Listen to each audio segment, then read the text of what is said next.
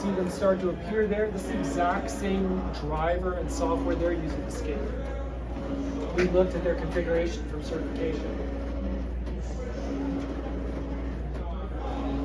As soon as that's done, we'll accept the process, and you'll see those ballots that were scanned populate into this folder that they have not yet been transmitted over to the server. So this we set up as the election management server, and it's got SQL database on it. What I'm going to do here is I'm going to click on this execute button, which is going to execute this little script I wrote, and all this does is shows what's in the database. And I'm going to prove that we're starting with a fresh, clean database. So I clicked on it and no records showed up. So we're starting with nothing. And now we have 12 ballot images that have been accepted. They have not yet been sent over to the server. We're just going to send them over to the server, and when we do, you're going to see, because of that packet sniffer, that data flowing into the batch server. response. Those packets just went from here to here through this network switch. And what we did is we set it up so this computer that is also hooked up to the switch is able to sniff all this traffic into PCAPs. So we're building a PCAP file of our entire election today with this So real those have all world. been sent, and we had this connected wirelessly before, but a guy with a phone hacked it in about 10 minutes. So I had to unplug it. What does PCAP stand for? Packet capture. So packets are bits of information that get transmitted from one computer to another computer in order to move information. And they're called packets.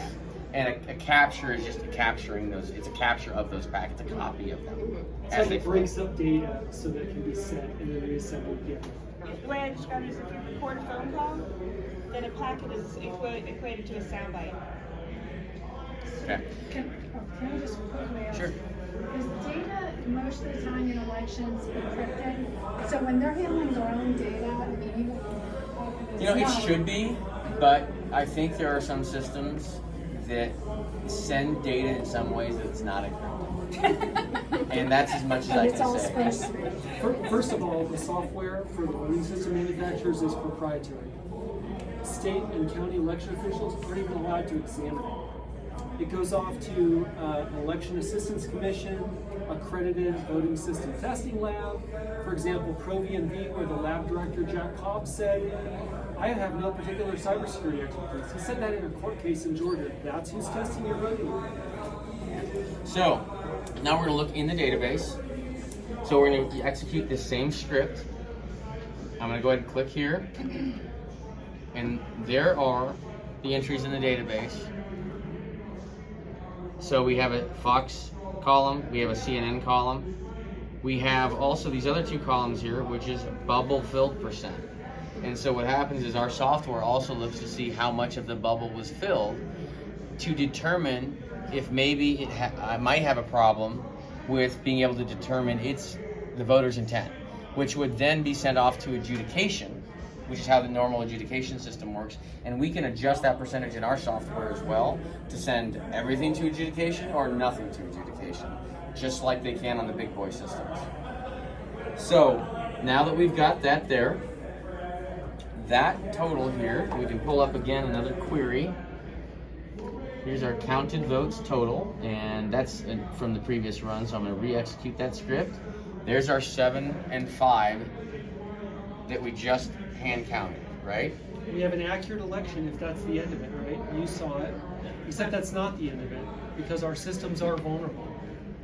They're built with wireless modems in them, just like this one, just like the one in my home county in Colorado was built with a wireless modem in it.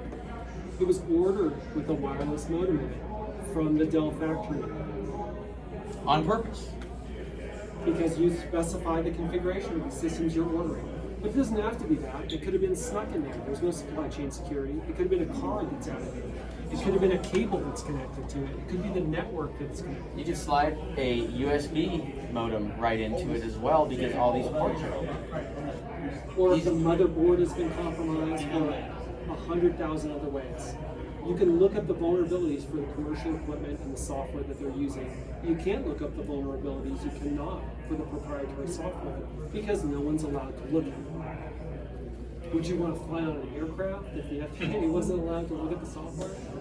Our whole way of life is dependent on elections, and we're not even allowed to look at the software.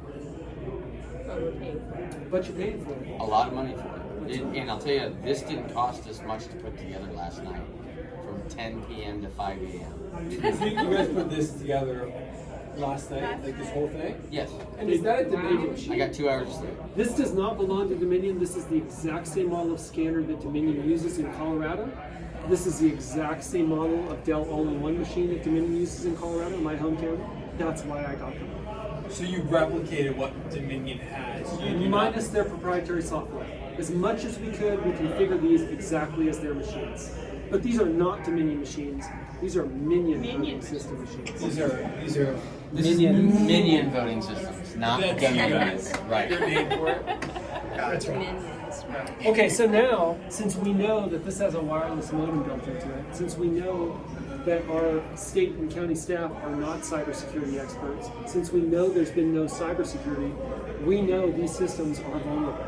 They're either not connected to networks and not being monitored, or they're connected to networks being monitored and they're vulnerable because they're connected to networks. But Lindell's claim is very specific, right? His claim is that he not only has Dominion machines, he has Smartmatic and ESSS machines. And you guys don't have that. These do you? aren't any, this is just a demo of what can be done. Right. The reason I put this together is, or we put this together, is because a lot of stuff's kind of confusing to people because they don't conceptually understand what a packet is and how these things are connected.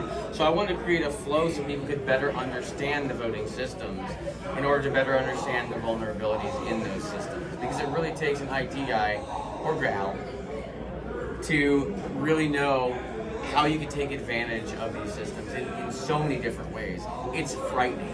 Now, as I've said from day one on this, when I started looking into Dominion, ESS, and Eagle, and Smartmatic, could these systems be used to run a fair election? And the answer to that is yes. They could be used to run a fair election. However, they are ripe with exploits in order to run an unfair election. Right? So if everything went perfect and you have no bad actors anywhere in the system, the software could work as designed. From the factory. From the factory. Right. But then you'd have to have supply chain security. You'd have to maintain custody of the equipment to make sure it was encrypted. You'd have to have tested in a way that no commercial equipment is tested. You couldn't certify it and then make changes to the software after the fact. Those things are just overlooked. It's all smoke and mirrors, which is very frustrating. So I'm going to pretend now to be a hacker. So just this equipment here is a simulation of the voting equipment.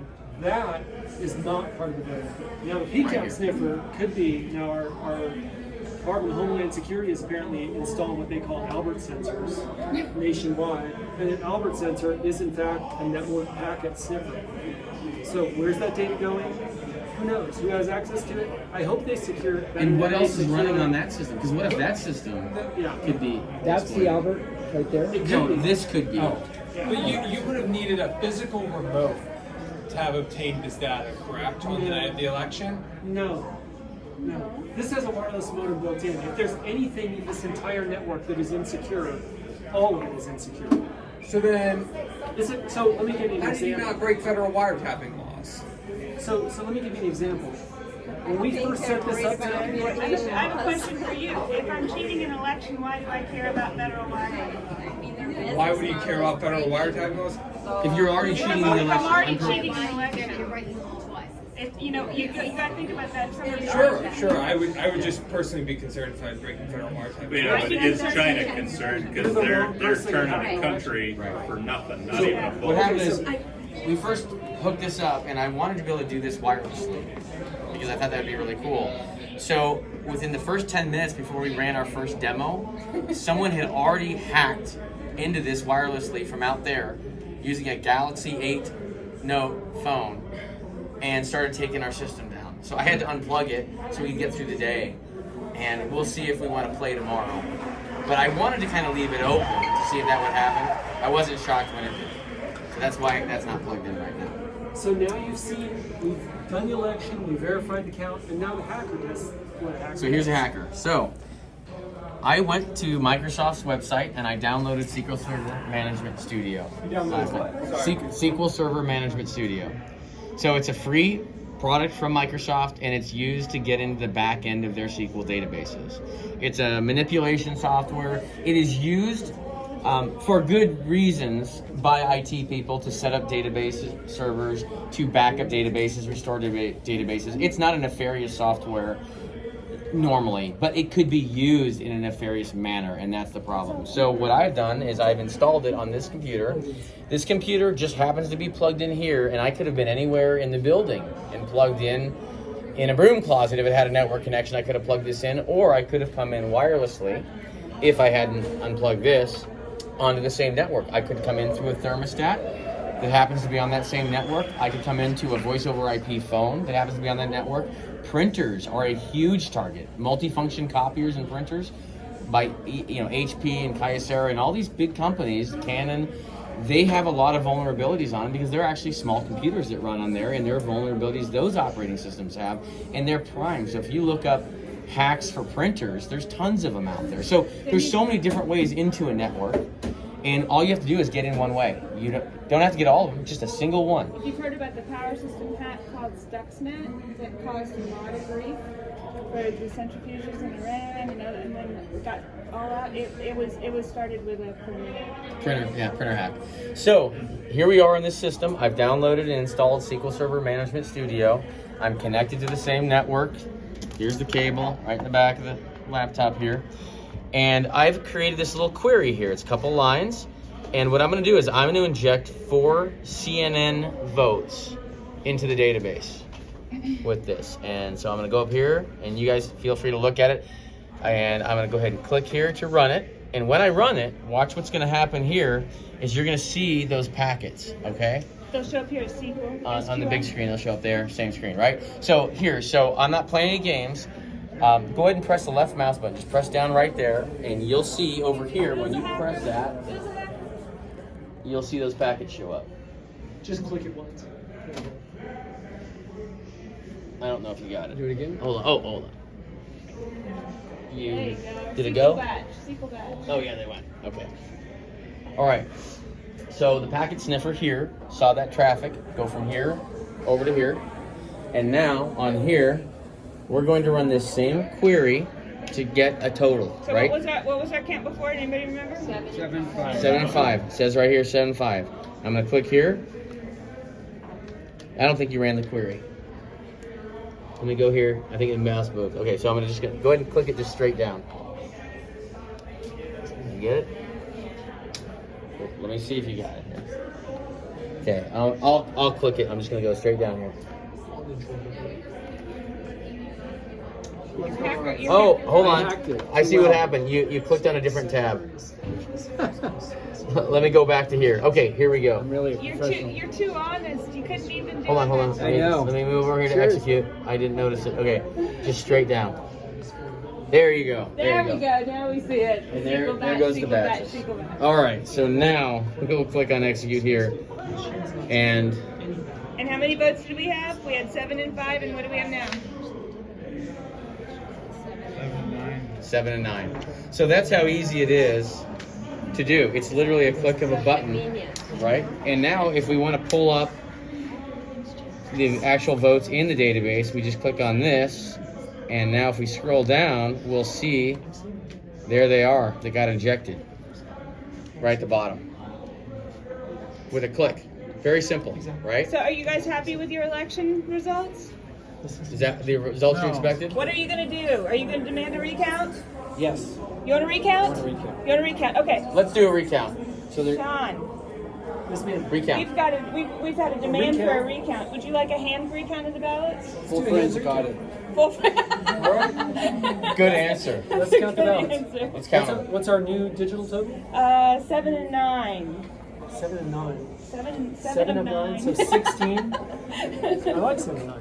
So okay, so we had 12 ballots before, but we've got some late arriving mail-in ballots coming. Okay, so we have 1 for CNN, 2 for CNN, 3 for CNN, 4 for CNN. I think one's in a different color of ink.